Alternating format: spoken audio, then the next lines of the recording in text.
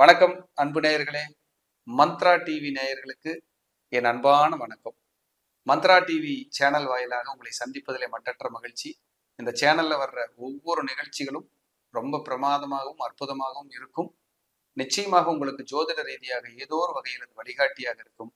தொடர்ந்து பாருங்க, ஆதரவு கொடுங்க, தொடர்ந்து சப்போர்ட் பண்ணுங்க. இன்னைக்கு பார்க்க இருக்கிற தலைப்பு, நமது ஜாதகத்தில் தசா புத்திகள் செயல்படும் விதம். எல்லாருக்கும் கேள்வி இருக்கும், சார் எனக்கு அந்த தசை நல்லா இருக்குமா, இந்த தசை நல்லா இருக்குமா, சனி வந்துருச்சு, ராகு வந்துருச்சு, புதன் வந்துருச்சு, சார் எனக்கு ஏதாவது பிரச்சனை வருமா அப்படிங்கிறது ஜென்ரலா நமக்குள்ள இருக்கிற ஒரு பயமும் ஒரு ஆர்வமும் இருக்கும். நம்ம இந்த திசையில ஜெயிச்சிருவோம், அடுத்து வெற்றி அடைவோம், நமக்கு அடுத்த திசை வரக்கு இன்னும் 2 வருஷம் தான் இருக்கு, அதுல இருந்து நமக்கு நல்லா இருக்கும் அப்படின்னு பார்ப்போம்.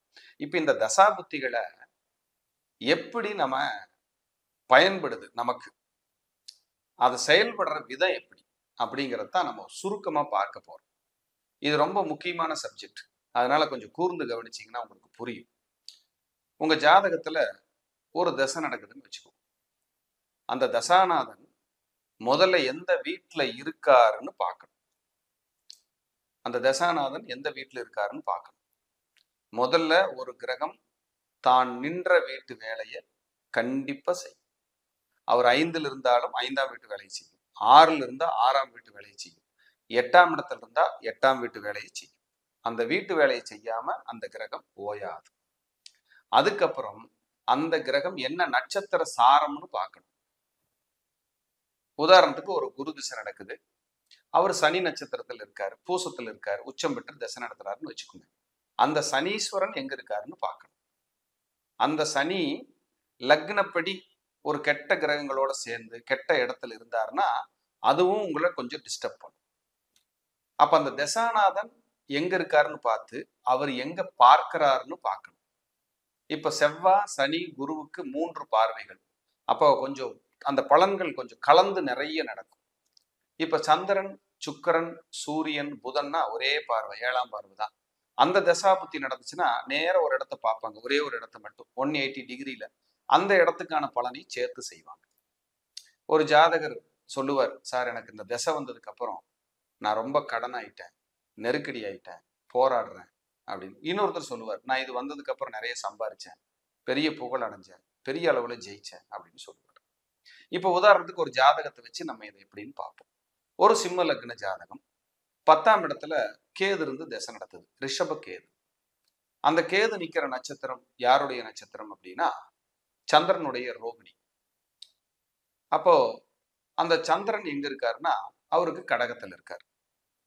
இப்ப எடுத்துக்குவோம், அந்த கேது நிக்கிற இடத்துல இருந்து கவுண்ட் பண்ணுவோம். கேது முதல்ல 10ஆம் இடத்துல நிக்கிறாரு.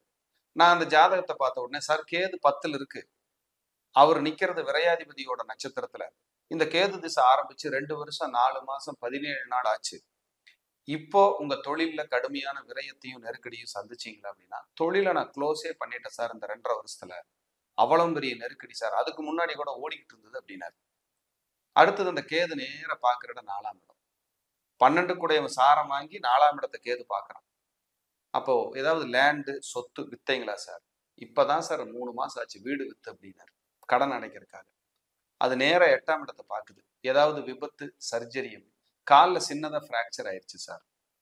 நேரா 12ஆம் இடத்தை பாக்குறாரு, மருத்துவ செலவு வீண் விரயங்கள், ஏதாவது சிறை தண்டனை வந்துருமோ பயம் இருக்கா சார்? 100% சார். பணம் வாங்கினவங்க ஏதாவது, ஏன்னா செக் கொடுத்துருக்கோம், பணம் வாங்கினவங்க ஏதாவது என் மேல வழக்கு தொடுத்துருவாங்களோன்னு எனக்கு பயம், அச்சமா இருக்கு அப்படின்னு சொன்னார். அப்போ ஒரு கிரகம் முதல்ல தான் நின்ற வீட்டு வேலையை செய்யுது, அதுக்கப்புறம் அவர் பார்க்குற இடங்களோட வேலைகளை கையில் எடுத்துக்கிறாங்க அப்படிங்கிறது மறந்துடாது. இது தசாநாதருக்கும் இதுதான், புத்திநாதருக்கும் இதுதான். ஏன்னா தசாநாதர்கள் புத்திநாதர்கள் செயல்படும் விதம்னு ஒண்ணு இருக்கு. அடுத்தது அந்த தசாநாதர்கள் யார் வீட்டுல இருக்காங்கன்னு பாருங்க. இப்போ நான் ஏற்கனவே சொன்ன கேது வந்து ரிஷப வீட்டுல இருக்காரு, அதோட அதிபதி சுக்கிரன். அந்த சுக்கிரன் 6, 8, 12ல மறையக்கூடாது, மறைஞ்சாலும் சிரமத்தை கொடுப்பாரு.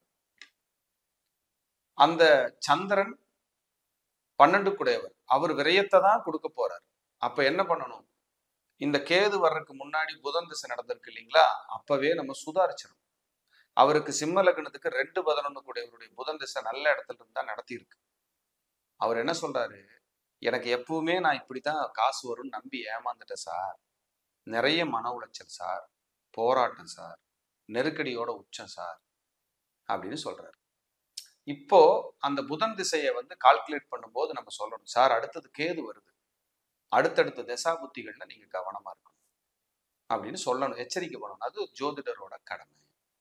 அதுக்கப்புறம் ஒரு மோசமான திசை வருதுன்னு வச்சுக்கோ. இப்போ உதாரணத்துக்கு மீன லக்னம், ஒருத்தருக்கு சுக்கிர திசை வந்துருச்சு, அஷ்டமாதிபதி திசை, 3 குடையவன், லக்னத்திலேயே உச்சமா இருக்கிறான்.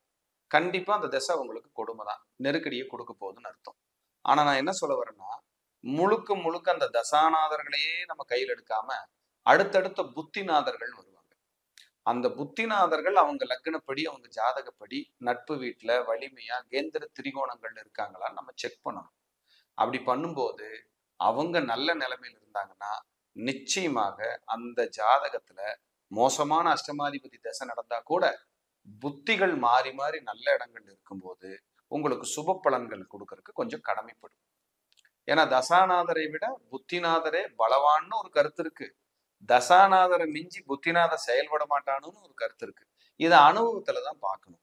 எப்படி பார்க்க போறோம், அதாவது தசாநாதர் பலவீனமா இருந்தா கூட புத்திநாதர்கள் பலம் பெற்று கொஞ்சம் சப்போர்ட் பண்ணா அந்த காலத்தை உங்களால் எளிமையாக கடக்க முடியும். எப்ப 20 வருஷ சுக்கிரதசை முடிஞ்சு போச்சுன்னு நம்ம சொல்லி இனி வாழ்க்கையில தேர மாட்டேங்கன்னு சொல்றதுக்கு காட்டிலும் அடுத்தடுத்த கோச்சாரங்களோ உங்க கிரக நிலைகளையோ செக் பண்ணி உங்களுக்கு ப்ரெடிக்ஷன் கொடுக்கலாம்.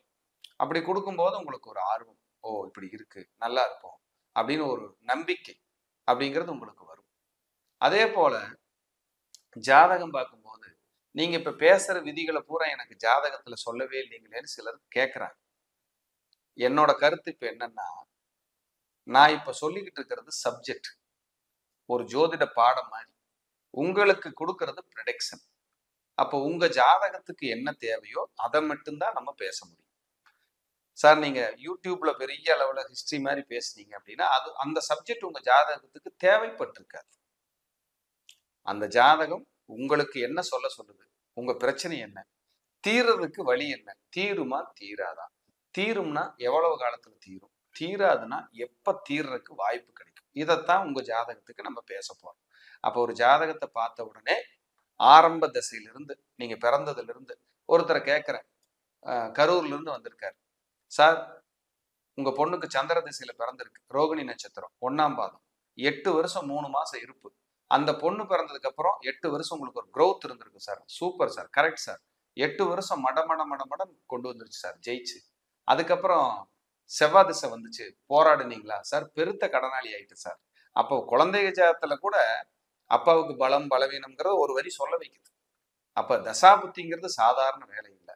அந்த தசாநாதர்களும் புத்திநாதர்களும் தான் உங்களை இயக்கிற பெரிய டூல். அவங்கதான் பெரிய ஒரு சக்தி. அவங்க பர்மிட் பண்ணாம நீங்க ஒரு பிடி மண்ணை கூட அசலா அள்ளிட முடியாது. இதுதான் உண்மை. அப்போ அவர் நல்லா இருக்காரு, இவர் நல்லா இருக்காருங்கிறதெல்லாம் இருக்கட்டும். நம்ம தசாநாதர்கள், நம்ம புத்திநாதர்கள் நம்ம ஜாதகத்துல வலிமையா வலிமை இல்லையான்னு பார்க்கணும். அப்படி இல்லைன்னா குடும்ப ஜாதகப்படி மனைவி ஜாதகத்துல கணவருக்கு பலமாவோ, குழந்தைக்கு ஜாதகத்துல தந்தைக்கு பலமாவோ ஏதோ ஒரு 25-30% சப்போர்ட் பண்ணுதான்னு பார்த்துக்கணும்.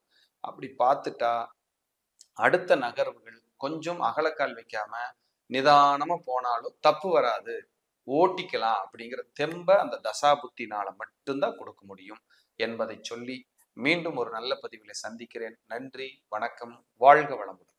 இந்த சேனல்ல வர்ற ஒவ்வொரு நிகழ்ச்சிகளும் ரொம்ப பிரமாதமாகவும் அற்புதமாகவும் இருக்கும். கொடுங்க, தொடர்ந்து சப்போர்ட் பண்ணுங்க. நன்றி, வணக்கம்.